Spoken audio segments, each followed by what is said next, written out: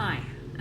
So it sounds like quite a few people did not get the SAT score that they were hoping for. And I thought I would record a short video to talk about what this means, because I think a lot of people are now thinking, oh my God, it's almost October. I didn't get what I wanted. What do I do now?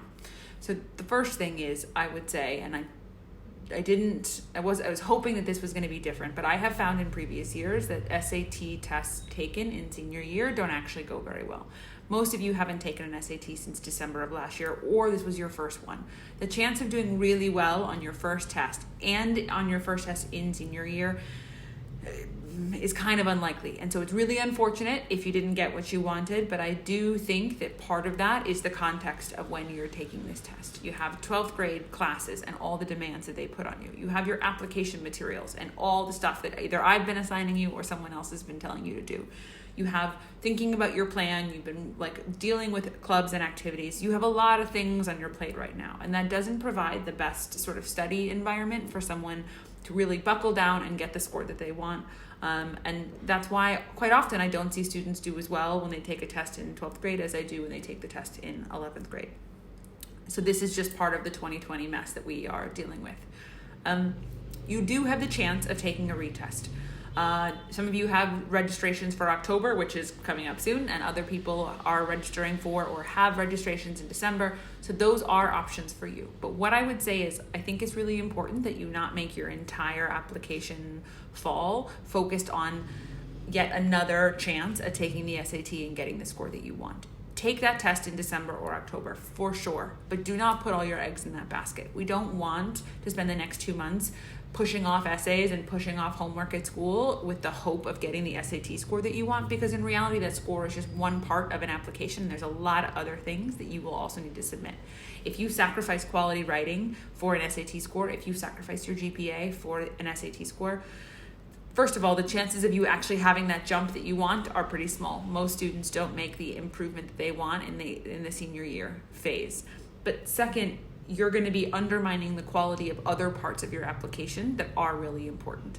Remember, this is a test optional year for many, many, many schools, which means that the relative power of that SAT compared to your GPA, compared to your activities, compared to your essays and your letters of recommendation is lower than ever before.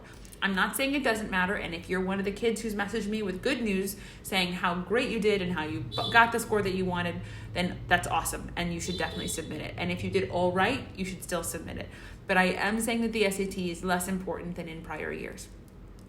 I would suggest putting as much emphasis onto the parts of your application that make you a holistically strong student rather than just hoping to get a score that's going to get you in somewhere. Okay, that's really a big thing. Now, some students have been asking me whether they should modify their school list because they didn't get the SAT that they were hoping for.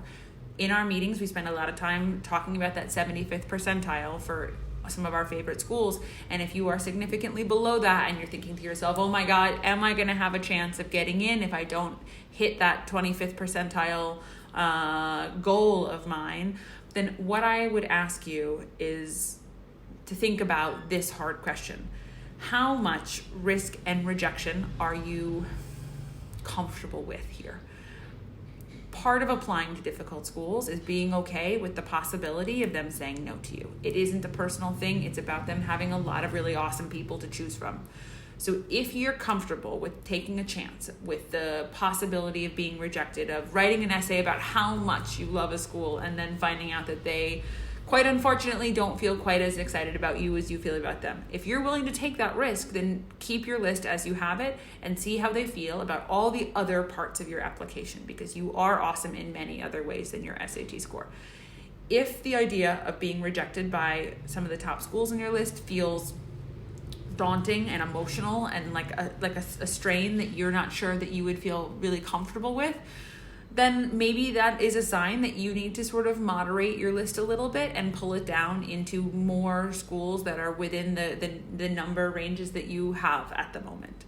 I generally don't advise making your school list based entirely on GPA and SAT scores, because many of the schools that my students look at and many of the schools that Vietnamese students love are holistic in how they look at you. But I do want you to make sure that you are picking a list that represents how comfortable you're willing to be and how safe you want to play it.